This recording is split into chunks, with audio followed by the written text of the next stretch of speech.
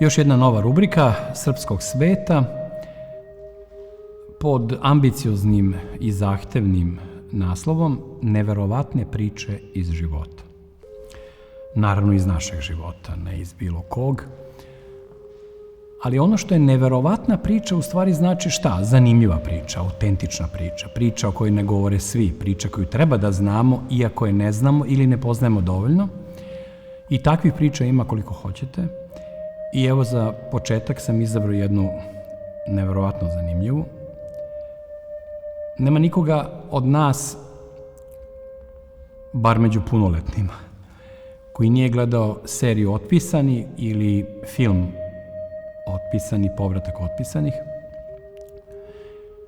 i nije onako pratio duboko koncentrisano i posvećeno sve što se događalo sa Prletom, Tihim i raznim junacima iz te borbe protiv Nemaca u ratnom Beogradu. Svi se sećamo one fantastične muzike koja je podizala tu vrstu napetosti i svih tih podviga, tih nasmejanih mladića koji su se ponašali kao da su na slobodi i kao da im ne preti smrt. I ono što je najneverovatnije od svega, to je da je ta priča istinita i apsolutno lažna. U isto vreme.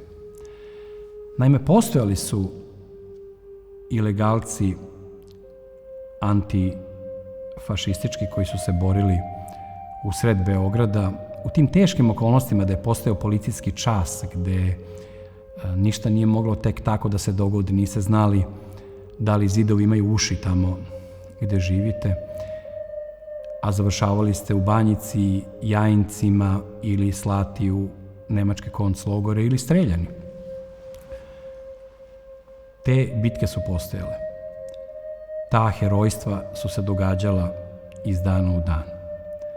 Ali, s jednom malom razlikom, reč je bilo o mladim četnicima, a ne o mladim skojevcima ni komunistima.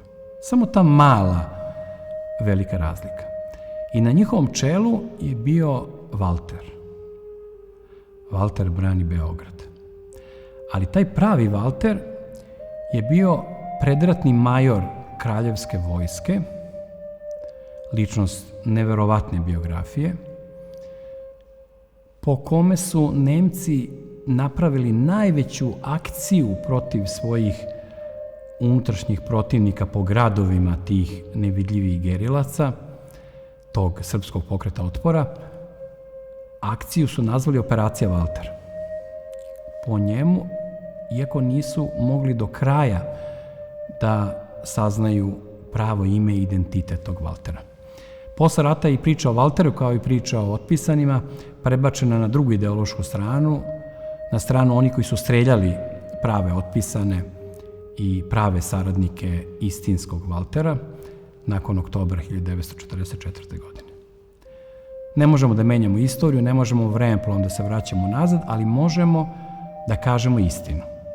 Možemo da pomenemo imena, događaje, ličnosti i da učestvujemo u stvaranju nove svesti o nama samima, da ispravljamo to sve što je polomljeno, pokidano, iskrenuto i da se polako vraćamo na srpski put. Sad, sasvim konkretno, da kažem stvari koje su važne. Znači, laži titoističke propagande koja je izbrisala prava srpskog naroda, ali i istinu o tome što se zaista događalo tokom našeg građanskog rata između 1941. i 1945. Znači, imamo četnički pokret i njihove ilegalce pod komandom potpukovnika Žarka Todorovića, pravog Valtera. Žarko je bio Beograđanin, sin artiljerijskog generala Petra Todorovića, završio je 51. klasu Vojne akademije, gde je bio prvi u rangu.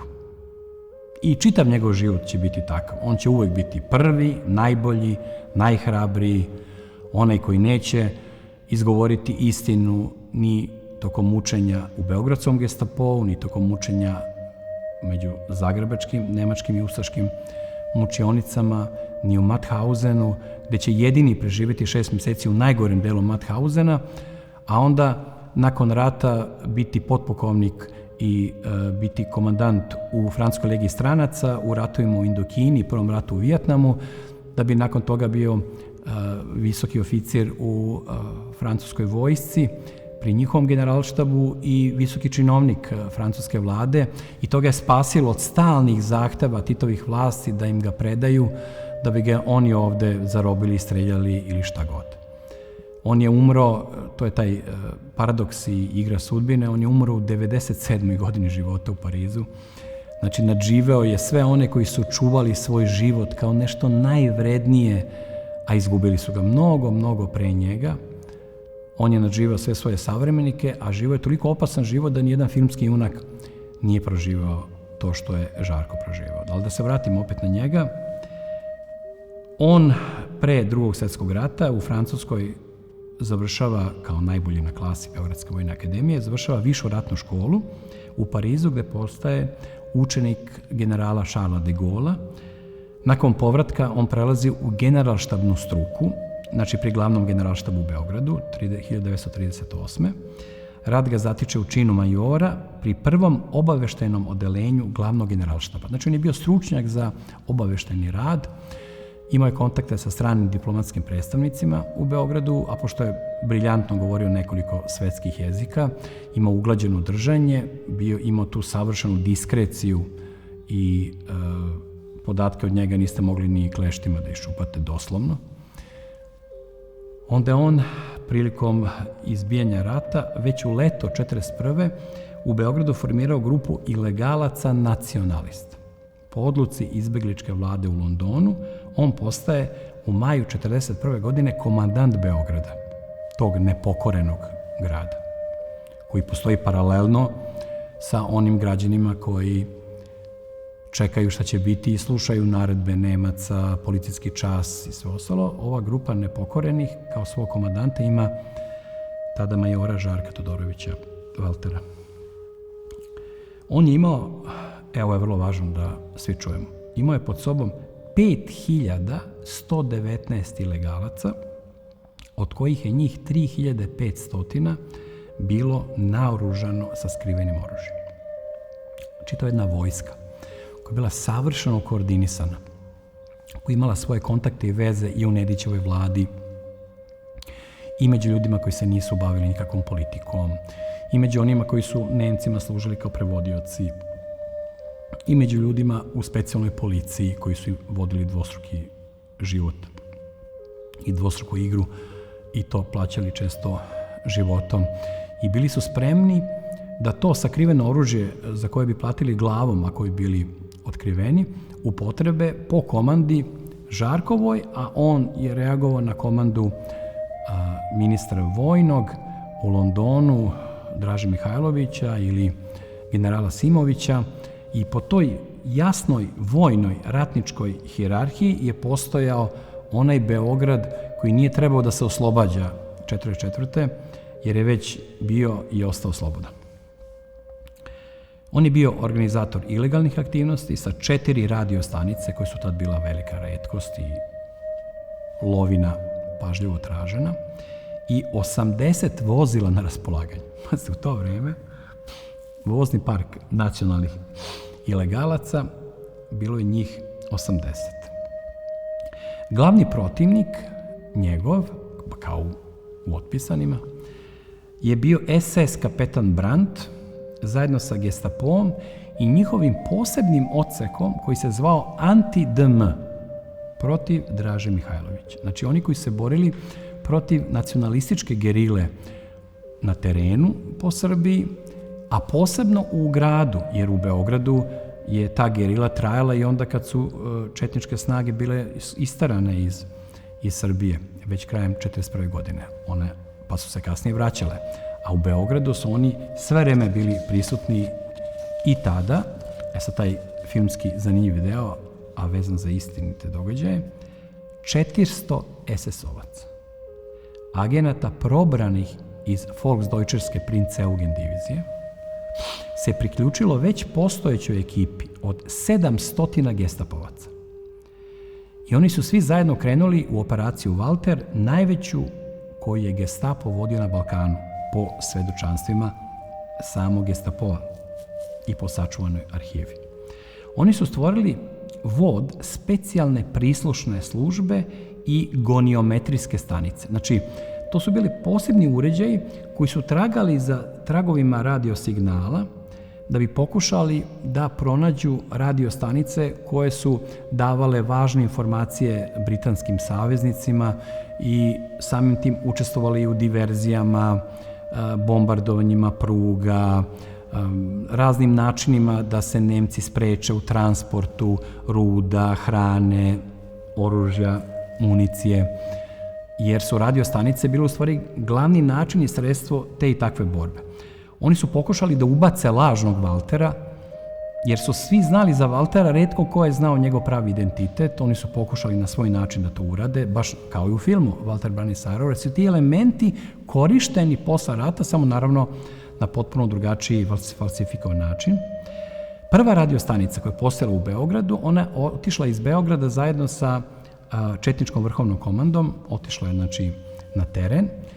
Iako su Nemci pre toga uspeli da je pronađu i da je dešifruju, i oni su je pustili, nisu je ni oduzimali, tako prateći podatke, pošto saveznici nisu shvatili da je provaljena ta radiošifra, i onda su ti podaci završavali kod Nemaca. Ta stanica je otišla i tad se pojavila druga radiostanica koja je delovala pod šifrom 506.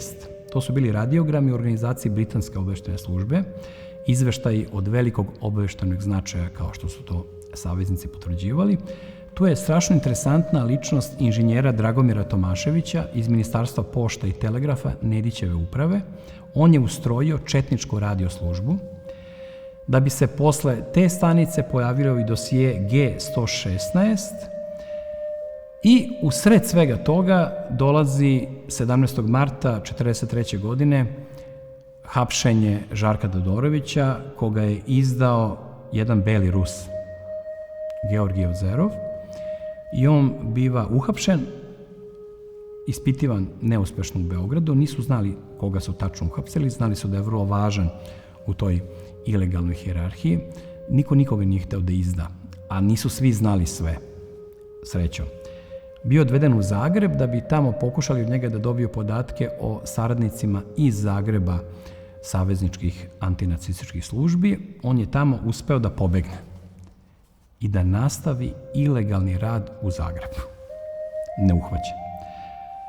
Opet su ga uhvatili, prebacili su ga u Mauthausen nakon neuspešnog ispitivanja, i onda dolazi do čitavog ovog nastavka njegovog neobičnog preživljavanja i njegovog posleratnog života, koji svedoči o tome da samo Bog zna našu sudbinu i da neće život sačuvati onaj ko se trudi da ga sačuva, već onaj ko živi punim plućima i pouzdaje se u volju Božju i promisao istorijsku.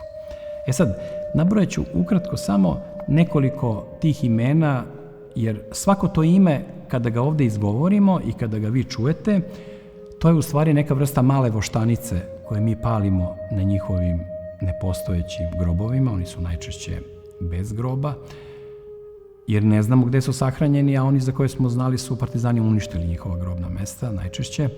Tako da ti neznani junaci naši, red je da im polako otkrivamo imena da bi mogli da se molimo za njih. Recimo, major Aleksandar Vili Mihajlović, takođe Beograđanin, koji je završio prvo nižu, pa zatim i višu školu Vojne akademije. On je bio naslednik Žarka Todorovića Valtera nakon njegovog hapšenja od strane Gestapoa i stradao je junački i mučenički, kao na nekom nesnimljenom filmu, poginuo kod Savskog mosta u borbi sa pripadnicima OZNE 1. maja 1945. godine. Pa onda pravi prle iz otpisanih, Todor Tadić, student i član Srpskog kulturnog kluba, komandant štaba 501. ilegalne beogradske organizacije, poznat kao duhoviti mangupskog držanja, koji je ispričao najduhovitije viceve koji su ostali zabeleženi. Svi ga pamte kao čoveka vedrog duha. To je čak nadraslo sećanje njegovu hrabrost. On je uhapšen 1943. godine od strane Gestapoa, odveden u Mauthausen gde je ubijen. Rekao da je samo Žarko uspeo da preživi taj najstrašniji deo Mauthausena iz koga se nije izlazilo na nogama. Imamo Tihog. Tihi je i dobio ime po krštenom imenu Tihomira Jakšića, koji je uhapšen sa radio stanicom koju je sam napravio na mansardi svog stana u toj velikoj provali koju su Nemci napravili, i on je streljan u Jajincima. Sad na ovom mjestu mala fusnota. U Jajincima će, ako Bog da, bar sam tako čuo, biti sagrađen veliki institut i spomen obeležje, neka vrsta srpskog Jad Vašema posvećenog našim stradalnicima. I onda su nam Jevreji savjetovali da se to mesto podigne tamo gde je prolivana srpska krv. Ne na mestu gde ima slobodna parcela ili gde se može lako doći, nego da bude prvi osnovni uslov da to bude mesto stradanja srpskog naroda, pa na tom mestu sve ostalo ide redom, i to su bili Jajinci. U Jajincima je pobijeno jako mnogo i četničkih ilegalaca i partizanskih, i zbog ideoloških promjena to mesto je skoro zaboravljeno, kao i te knjige o partizanskim operacijama. Njih je koštala ta preterana propaganda od koje smo onda svi pobegli, odbacivši čak i ono istinito što nije trebalo odbaciti. Tako da je, recimo, to nam je motiv kod sećanja na Todora Tadića, pravog prleta, koji je odveden u Mauthausen, i Tihomira Jakšića, koji je streljan u Jajincima, baš na tom mestu gde će, ako Bog da, biti podignut taj srpski Jad Vašem spomen mesto. Onda imamo unuke Nikole Pašića.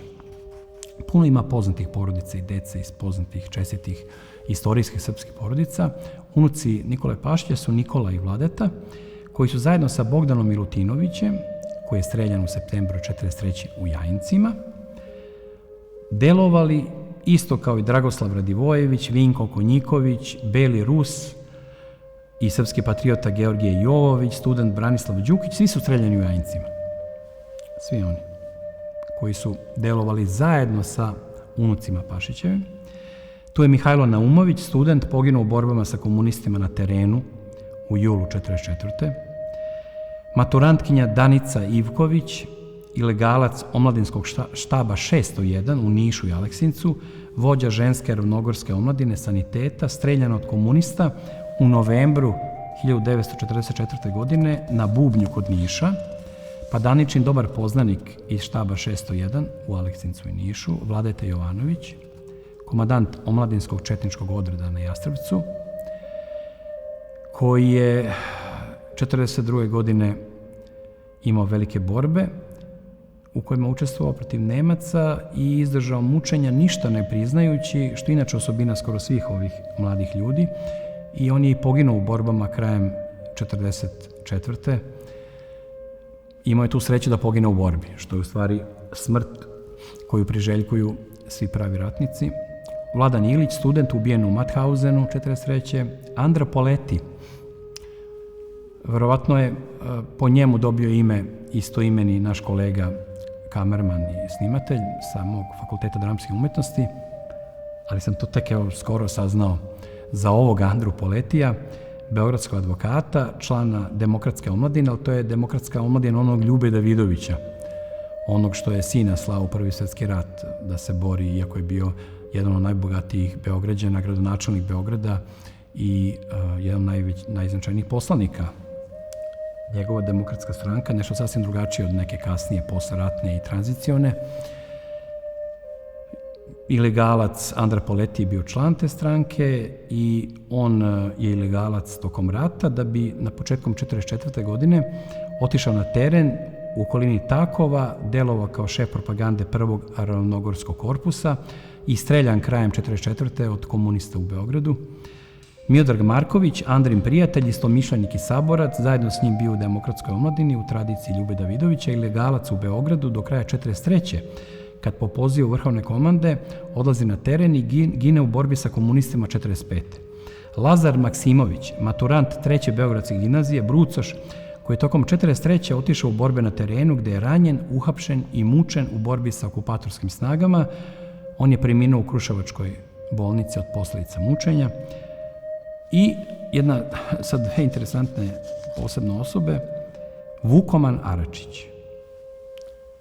Unuk i imenjak čuvenog srpskog generala Aračića, koji vodio sve srpske ratove od onih sa Turcima iz 70. godina 19. veka, pa preko Balkanskih ratova do onih sa Austrougarima i Nemcima. Njegov unuk Vukoman je išao u elitnu beogradsku mušku gimnaziju Kralj Aleksandar I i rat ga je zatekao maloletnog. On je dobio važan i zahtevan zadatak da prenese tajnu poruku patrijarhu Gavrilu Dožiću i vladici Nikolaju Velimiroviću, koji su bili zatočeni od Nemaca u manastiru Vojlovica. On je uspeo da prepliva Dunav, neprimećen, da im preda poruku, ali pri povratku u Dunavu primećuju ga nemačke patrole, ranjavaju ga i on će nakon toga umreti od sepse. I poslednji u nizu, ovom koji sam izabrao za vas, a nakon čitanja materijala raznih, skoro je Miloslav Samardžić, istrajni proučavalac istorije ravnogorskog pokreta, je snimio i film dokumentarni, zaista otpisani, u kojima govori i u kojima svedočanstva iskazuju razni učesnici ili članovi njihovih porodica o svim ovim događanjima koji deluju toliko neverovatno, jer kad nešto ne znate ili poznajete na pogrešan način, jako je teško navići se na ovu drugačiju priču o otpisanima i o Valteru. Branislav Stranjaković, sinovac čuvenog istoričara srpskog Dragoslava Stranjakovića, predratnog potpredsednika Srpskog kulturnog kluba, koji su vodili Slobodan Jovanović i Dragiša Vasić, kao što znate, preko strica se uključio u srpski nacionalni rad i borbu. Branislav. Bio jedan od ravnogorskih ilegalaca u Beogradu i jedan od prvih svedoka o borbama srpskih gerilaca, i to s prve linije, i on je tokom rata napisao knjigu U slobodnim srpskim planinama. U vreme kada je, recimo, jedva postojao francuski pokret otpora, a da ne govorimo o drugim zemljama u Evropi gde skoro nije ni bilo ničega do pred sam kraj poslednjih meseci rata. Mi smo imali knjigu čak U slobodnim srpskim planinama koju je napisao Branislav Stranjaković, da bi posle rata prešao u emigraciju, čudom je i Božjom voljom preživao, i tamo već kao doktor nauka u Ženevi je doktorirao, objavio je knjigu Titov pokret i režim od 1941. i 1946. ali nije objavio pod svojim imenom, već pod pseudonimom Branko Lazić, koristeći devojačko prezime svoje mati Natalije, ali intelektualcima i istoričarima on je posebno poznat kao koautor, posleratni koautor jednog preglednog, zahtevnog i ambicioznog biografskog rečnika Kominterne, koji je napisao zajedno sa Solženjicinovim prijateljem, direktorom Hooverovog instituta i profesorom na Berkliju, Miloradom Draškovićem, koji je bio u ratu ključni čovek jugoslovenske ravnogorske omladine, organizator njenog kongresa u Pranjenima u januaru 1944. Inače, sinom posmrčetom doktora Milorada Draškovića, kao i mnogo ko je posmrče dobio ime po ocu koga nije upoznao, jer je rođen posle njegovog ubistva. Njegovog oca kao ministra unutrašnjih dela Kraljevine Srba, Hrvata i Slovenaca ubio Alija Alijagić, terorista komunističke organizacije Crvena pravda. Pravda. Teško je doći do pravde bez istine.